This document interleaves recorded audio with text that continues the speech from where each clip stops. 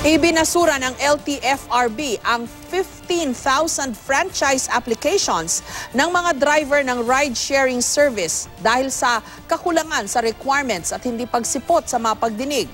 Samantala, kanina pinag-usapan ng mga driver at ng LTFRB ang ilang issue kabilang na ang ipinatupad na price surge cap.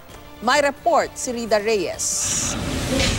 Tuloy daw ang operasyon ng libo-libong driver at operator ng Transportation Network Vehicle Services o TNVS, gaya ng Uber at Grab, hanggat hindi raw nailalabas ng LTFRB ang listahan ng 15,000 kanseladong franchise application. Do you feel a significant decrease sa number of operators and drivers on your end? No. Tuloy-tuloy pa rin. Tuloy-tuloy pa rin.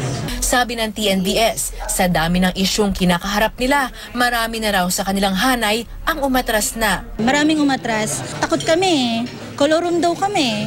Wala namang nagbibigay ng franchise. Ano nangyari? Nagpasa na kami. We already did our part. Kanina, hinarap ni LTFRB Chairman Martin Delgra ang ilang NTVS driver at operator sa pamamagitan ng Skype para pakinggan ang kanilang mga hinaing at dagdag na katanungan.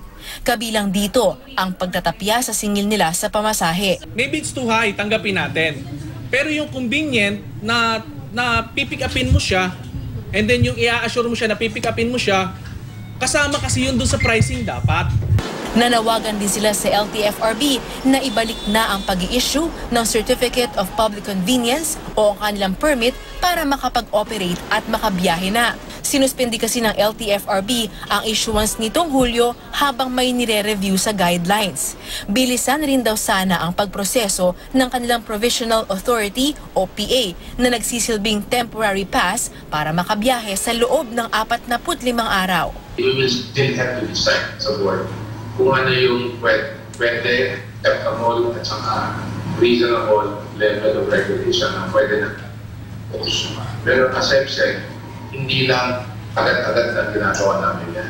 Kinukonsulta pa rin namin yung sektor.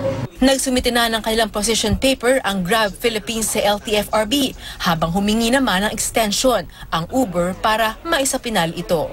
Rida Reyes, GMA News.